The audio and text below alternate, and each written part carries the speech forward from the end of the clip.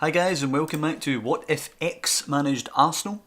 A situation where we put several gaffers into the mantle of Arsenal gaffer in a situation where Arsene Wenger of course leaves the Emirates, just to see how the possible candidates being talked about for the job actually get on if we put them in the job. So as you can see here, this time it is Brendan Rodgers' turn to take over at Arsenal.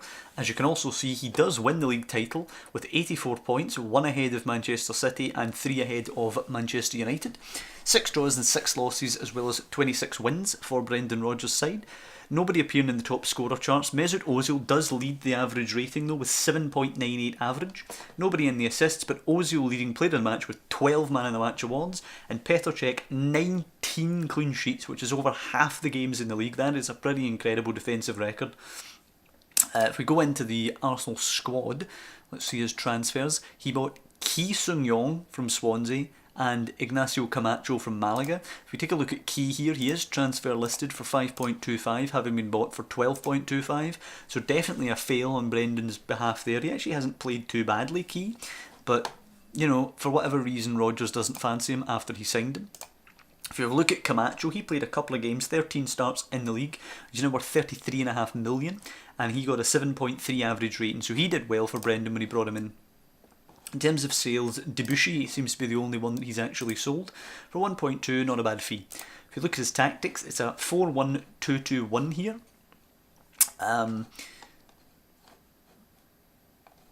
terms of appearances, if we look at that, Mesut Ozil, the leader, with 48, then Cech 47, 45 Sanchez, 44 Mustafi. Coming down we see Monreal, Giroud, Koscielny, Ramsey, Bellerin, Cazorla, Xhaka, and then a definite drop off when it comes to Gabriel, Camacho, Oxlade-Chamberlain, Walcott, and then really down to squad players it will be Mertesacker, Coquelin, etc.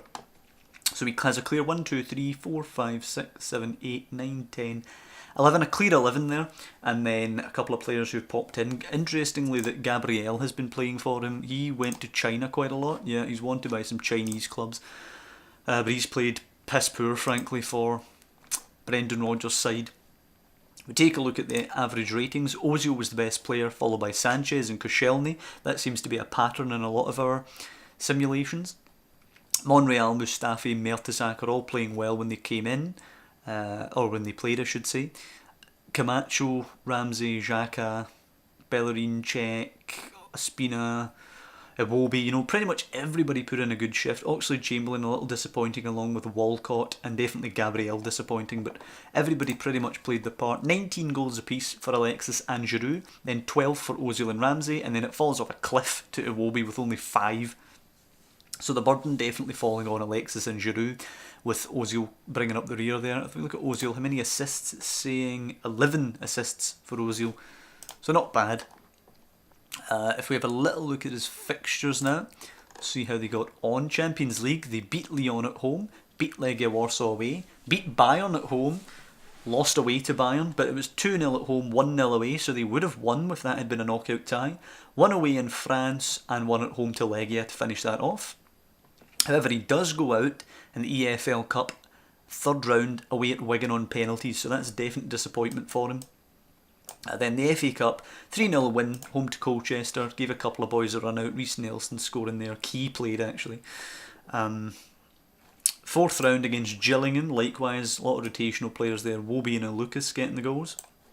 Then his knockout round was against Roma, a 2-2 away in Italy, setting them up nicely to come back to the Emirates, where they lose 2-1 at home.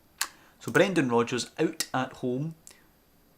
Mustafi got sent off in that one, but not until they'd already been pegged back to 2-1, so a huge disappointment for Brendan, going out in the last 16 against Roma. They beat Southampton just before that in the Cup, 2-1, 6th round of the FA Cup to qualify for the for the semi-final, where they beat Stoke at Wembley, 3-2. The damage being done by Sanchez and Iwobi. And then they went to the final, a penalties victory after extra time against Spurs, 1-1 at full time, and then 1-1 in extra time, ostensibly, and then they went to penalties and won the FA Cup. So Brendan Rodgers, as the Arsenal gaffer, wins the Premier League and FA Cup double. does bit disappointingly in the Champions League and the EFL Cup, but who really cares about the EFL Cup? The Champions League was really quite disappointing for Brendan, but I certainly think Arsenal fans would be accepting of a League and Cup double, even if it meant still going out in the Champions League last 16. So he's done pretty well. A lot of the other gaffers have done pretty well as well. Some of them have won the league, some of them got further in the Champions League semi-final and such. Again, just a bit of fun. I hope you guys are enjoying these videos. It's interesting to me to see how these managers get on, at least. And next time I think we're going to be taking a look at Claudio Ranieri, I believe.